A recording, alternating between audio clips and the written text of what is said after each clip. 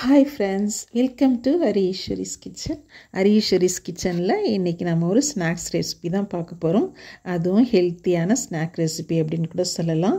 வாங்க வீடியோக்குள்ளே போகலாம். நம்ம சேனலில் ஃபஸ்ட் டைம் பார்க்குறீங்க அப்படின்னா சப்ஸ்கிரைப் பண்ணிட்டு லைக் பண்ணிக்கோங்க. தேவையான இன்க்ரீடியன்ஸ் பார்த்துடலாம். நான் வந்து ஒரு கப்பு கடலை மாவு எடுத்திருக்கேன். கடலை மாவுக்கு 1/4 கப்பு அரிசி மாவு எடுத்திருக்கேன். கூடவே தேவையான அளவு சால்ட்டு, நீங்கள் எந்த அளவுக்கு மாவு எடுக்கிறீங்களோ அதுக்கேற்ற மாதிரி இன்க்ரீடியன்ஸ் எல்லாம் நீங்கள் வந்து ஆட் பண்ணிக்கோங்க. ஒரு 1/2 ஸ்பூன் வந்து வெறும் மிளகாய் தூள் எடுத்திருக்கேன். 1/4 ஸ்பூன் மஞ்சள் தூள், உப்பு தேவையான அளவு எடுத்திருக்கேன். கரம் மசாலா 1/4 டீஸ்பூன் எடுத்திருக்கேன். ஆப்ப சோடா ஒரு பிஞ்ச் தான் எடுத்திருக்கேன். எல்லாத்தையுமே எடுத்து மாவோடு சேர்த்து நல்லாவே கலந்து விட்டுக்கலாம். ரொம்ப ஹெல்த்தியான ஸ்நாக் அப்படின்னு கூட சொல்லலாம். வாழைப்பூ எல்லாருக்குமே தெரியும், ரொம்ப ஹெல்த்தி. அதனால் நீங்கள் வாழைப்பூ பஜ்ஜி கண்டிப்பாக ட்ரை பண்ணி பாருங்கள். அதுவும் இந்த மழை பெய்கிற நேரத்தில் இந்த மாதிரி டைம்லலாம் செஞ்சு சாப்பிடும்போது செம்மையாக இருக்கும். ஒரே ஒரு பிஞ்சு கொஞ்சமாக கல் சேர்த்துருக்கேன் நான், எல்லோ கலர். கூடவே ஒரு 2 ஸ்பூன் ஆயில் வந்து ஹீட் பண்ணி சேர்த்துருக்கேன். நல்லா கிறிஸ்பியாக இருக்கும் அந்த ஆயில் சேர்க்கும்போது. ஆயில் சேர்த்துட்டு நம்ம வந்து எல்லாத்தையும் சேர்த்து இந்த மாதிரி நல்லா கலந்து விட்டுட்டு மாவு பிடிச்சி பார்த்தோம் அப்படின்னா ஒரு கொழுக்கட்டை மாதிரி ஃபார்ம் ஆச்சு அப்படின்னா மாவு வந்து கரெக்டாக இருக்குது அப்படின்னு அர்த்தம். கூடவே நம்ம கட்டி பெருங்காயம், சுடு தண்ணி சேர்த்துட்டு நான் ஊற வச்சுருந்தேன். பெருங்காயமும் நம்ம சேர்த்தாச்சு. இப்போ பெருங்காயம் சேர்த்ததுக்கப்புறமா நம்ம சாதாரண சில் வாட்டர் தான் நம்ம சேர்க்குறோம். ஹாட் வாட்டர்லாம் எதுவுமே தேவையில்லை. சில் வாட்டரே நம்ம வந்து சேர்த்துக்கலாம்.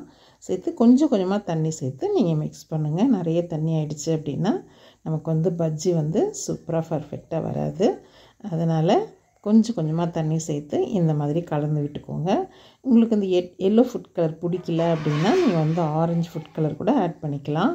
நான் வந்து எல்லோ ஃபுட் கலர் வந்து மேலேயே இருந்ததுனால நான் டக்குன்னு அதை போட்டுட்டேன். இல்லைன்னா ஆரஞ்சு கலர் போட்டிருப்பேன். அது இன்னும் அட்ராக்ஷனாக இருந்திருக்கும் வீடியோவுக்கு. அகெயின் வந்து நல்லா இந்த மாதிரி கலந்து விட்டுக்கோங்க.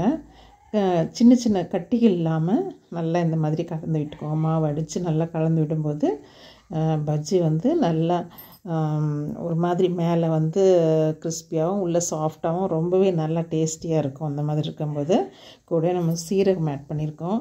ஏன்னா பஜ்ஜி வந்து கடலை மாவுலையே, அதனால் பெருங்காயமும் சீரகமும் கொஞ்சம் தூக்கலாகவே போட்டுருங்க. போட்டுட்டு நல்லா இந்த மாதிரி மிக்ஸ் பண்ணி கொஞ்சம் நேரம் வச்சுருங்க. கொஞ்சம் நேரம் வச்சதுக்கப்புறமா ஆயில் காயட்டும். ஆயில் கடாயில் ஊற்றி வச்சுருக்கேன். ஆயில் காயட்டும். அது வரைக்கும் நம்ம வந்து ஊற வச்சுருந்தது அப்படியே ஒரு 10 நிமிஷம் அப்படியே ஊறிட்டு இருந்தது அப்படின்னா நல்லா மாவெல்லாம் கலந்து நல்லா நமக்கு செட் ஆகிருக்கும். இப்போது கலர் வந்து டிம்மாக இருக்க மாதிரி இருந்தது, வீடியோ எடுக்கிறேன்ல, அதனால் வந்து கலர் டிம்மாக இருக்கனால இன்னும் கொஞ்சம் மஞ்சத்தூள் ஆட் பண்ணிட்டேன் நான். அகெயின் வந்து பார்த்தீங்க அப்படின்னா கொஞ்சம் மாவு எடுத்து ஆயிலில் போட்டிங்க அப்படின்னா போட்ட உடனே மேலே எழும்பி வரணும். அந்த அளவுக்கு தான் நமக்கு சூடு கரெக்டாக இருக்கும். ஏன்னா ஹீட் அதிகமாக இருந்தது அப்படின்னே நான் பஜ்ஜி போட்ட உடனே சீக்கிரமாக வந்து கலர் சேஞ்ச் ஆகிடும். நல்லா கலர் வந்துடும். உள்ளுக்குள்ளே வேகாது, கிறிஸ்பியாகவும் இருக்காது. அதனால் கேஸ் வந்து கொஞ்சம் மிதமான தீயில் வச்சுட்டு, அதே மாதிரி எண்ணெய் ரொம்ப சூடாகவும் இருக்கக்கூடாது, சூடு கம்மியாகவும் இருக்கக்கூடாது, மிதமாக இருக்கணும். நமக்கு கரெக்டாக இருக்கா அப்படின்னு தெரிஞ்சுக்கிறதுக்கு நம்ம ஒரு சின்ன துளி எடுத்து நம்ம மாவு எடுத்து அதில் போட்டோம் அப்படின்னா போட்ட உடனே மேலே எழும்பி வந்துச்சுன்னா கரெக்டாக இருக்குது அப்படின்னு சொல்லிட்டு நம்ம தெரிஞ்சுக்கலாம். இப்போ வந்து நம்ம 1 by 1 எடுத்து நம்ம வந்து பஜ்ஜி போட்டுடலாம். இப்போ பாருங்கள், நான் இந்த மாதிரி போட்டுட்ருக்கேன் இல்லையா. எல்லாத்தையும் முதல்ல எடுத்து நல்லா வாஷ் பண்ணிவிட்டு நல்லா நடுவில் இருக்க காம்பெல்லாம் எடுத்துட்டு நான் வந்து அதில் போட்டு வச்சுருந்தேன். இப்போ ஒன்று ஒன்றா எடுத்து ஆயிலில் அந்த மாதிரி போட்டாச்சு. போட்டதுக்கப்புறமா மிதமான தீயில் வச்சுருக்கிறதுனால நான் நின்று வேகுது. ஹையில் வச்சிட்டோம் அப்படின்னா நின்று வேகாது, கலர் மாறிடும், உள்ளே வேகாது. அதனால் மிதமான தீயில் இருக்கிறதுனால நல்லா கிறிஸ்பியாகவும் சூப்பராகவும் நம்மளுக்கு கலர் நல்லா வந்திருக்கு. இந்த மாதிரி நம்ம எல்லா பஜ்ஜியுமே நம்ம போட்டு பொரித்து எடுத்துக்கலாம். ஓகேங்களா? அவ்வளோதான். எண்ணெய் முக்கியமாக வந்து ஓவராக காயக்கூடாது.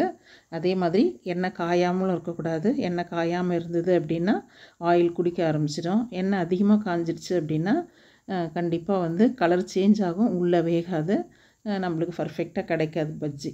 அதனால் இந்த சூப்பரான பஜ்ஜி நீங்களும் ட்ரை பண்ணி பாருங்கள். வீடியோ பிடிச்சிருந்தா லைக் அண்ட் ஷேர் பண்ணுங்கள். தேங்க்யூ.